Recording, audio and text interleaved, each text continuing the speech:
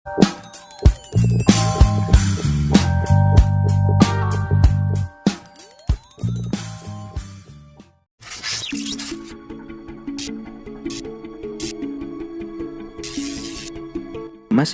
pasti datang menghampiri setiap insan yang bernyawa.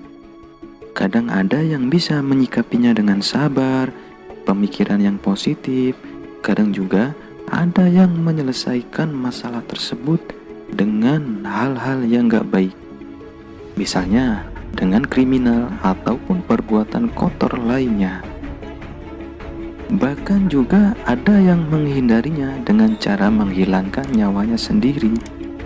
Padahal tindakan tersebut adalah tindakan yang konyol dan pengecut, teman-teman.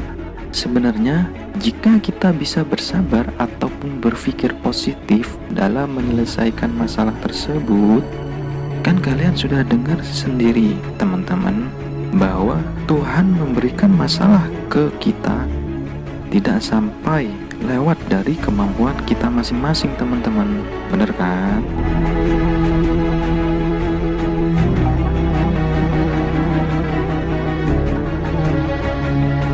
Oke, teman-teman, untuk mengenai hal tersebut, saya punya kisah nyata yang mudah-mudahan kalian semua bisa mengambil hikmahnya, hikmah kebaikan di dalamnya. Yuk kita simak bersama-sama, teman-teman.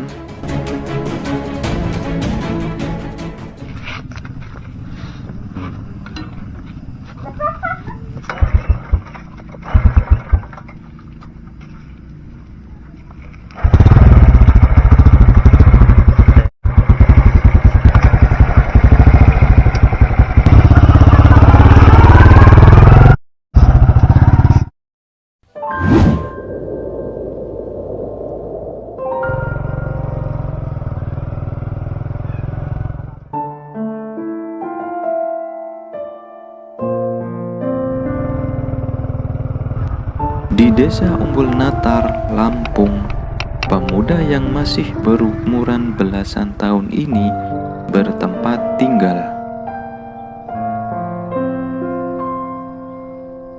Berangkat pagi ke kebun demi untuk bertahan hidup, melawan rasa ngantuk dan lelah, melawan rasa malas dan gundah.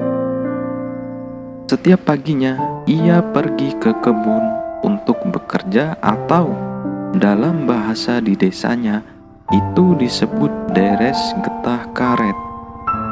Adapun waktu biasa memulai aktivitas ini adalah kadang ia harus berangkat jam 2 pagi dan paling lambat jam 6 pagi, teman-teman.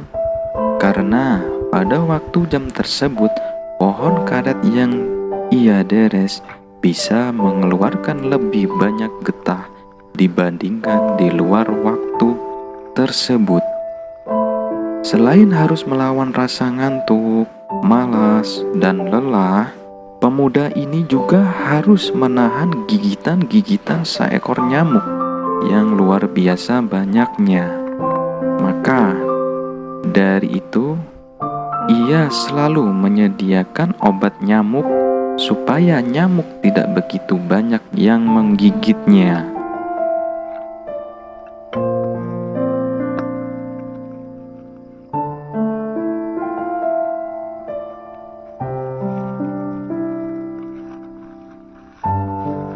Ia mulai menggunakan alat deresnya untuk mengambil getah karet dari pohonnya.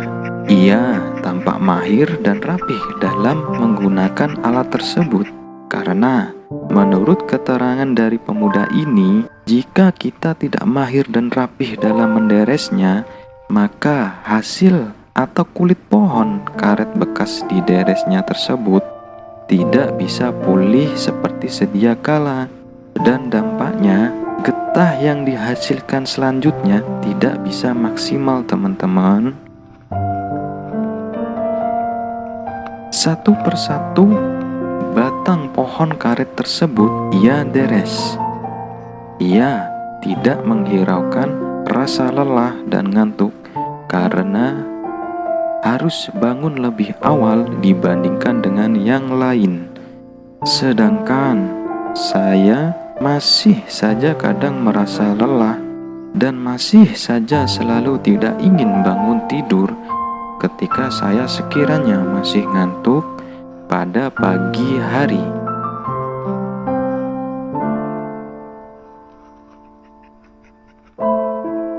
Mungkin sebagian dari kalian semua bertanya-tanya, penghasilan dari pemuda ini dalam menderes karetnya itu berapa ya?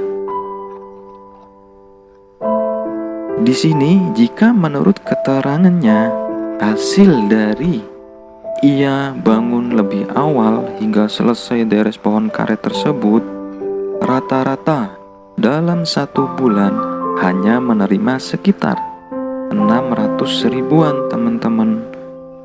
Bahkan bisa lebih sedikit karena di sini ia harus berbagi hasil dengan pemilik kebun karet yang ia deres. Saya di sini merasa kaget dan tercengang, seolah-olah tidak mempercayainya teman-teman. Membayangkan jika saya berada di posisinya, saya mungkin sudah mengeluh dan sambat teman-teman.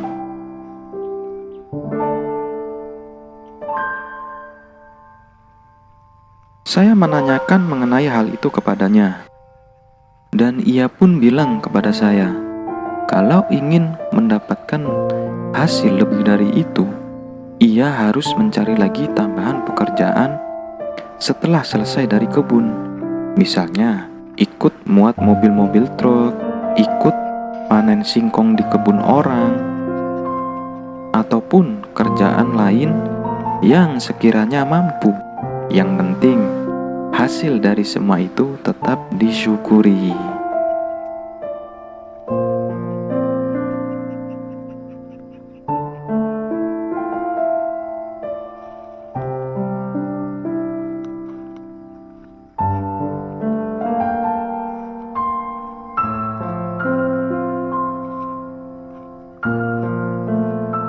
Mendengar hal itu, saya merasa disentuh hatinya dan mendapatkan pelajaran baru bahwa hidup itu harus berusaha, dijalani dengan semampu kita, dan hasil dari itu Tuhanlah yang menentukan.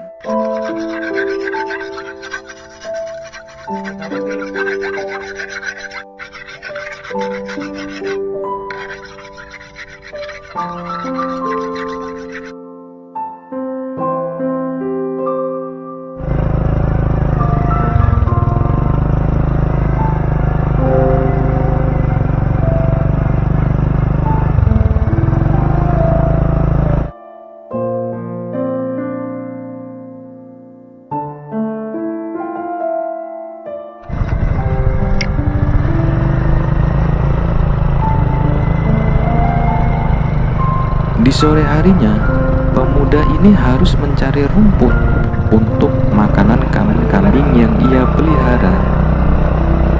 Tentunya, kambing tersebut yang ia pelihara adalah milik orang tuanya, bukan milik dia sendiri loh.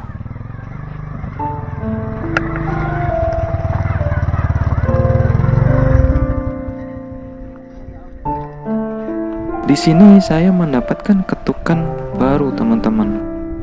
Mendapatkan pelajaran baru, sebuah hikmah baru. Selelah-lelahnya ia membantu orang tuanya, tetap ia lakukan. Kadang kita yang mentang-mentang sudah bekerja, jika orang tua minta tolong kepada kita bantah dengan alasan kita sudah lelah dalam pekerjaan kita. Tetapi pemuda ini tetap meringankan apa yang menjadi beban orang tuanya. Katanya dalam kalimat singkatnya bahwa surga kita kuncinya berada di orang tua kita. Tuhan kita di bumi adalah orang tua.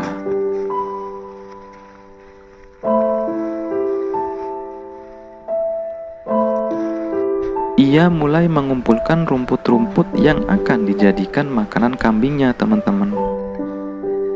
Tak pernah lelah dan tak pernah mengeluh.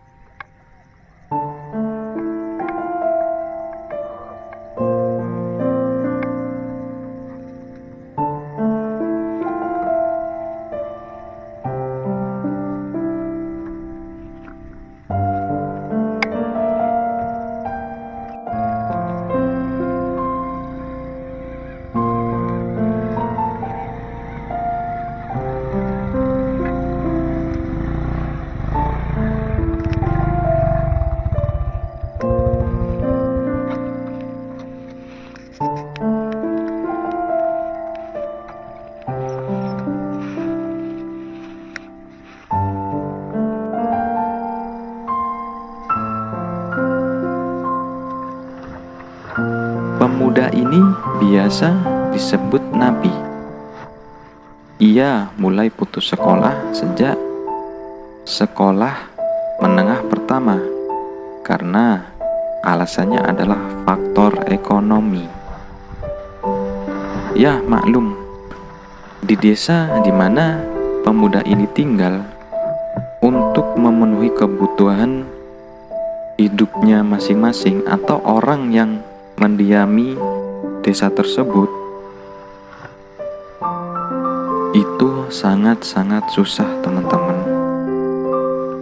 Ya, paling mentok ya bekerja seperti apa yang Nabi kerjakan saat ini.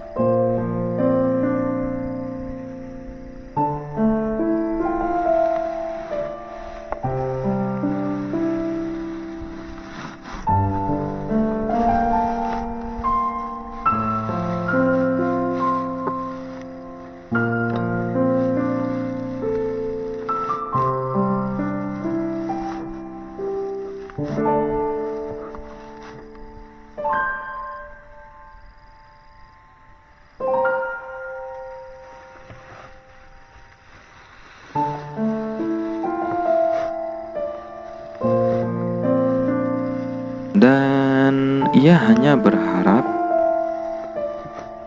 suatu saat kelak ia bisa memetik kebaikan dan jerih payahnya yang sekarang ini di masa depan.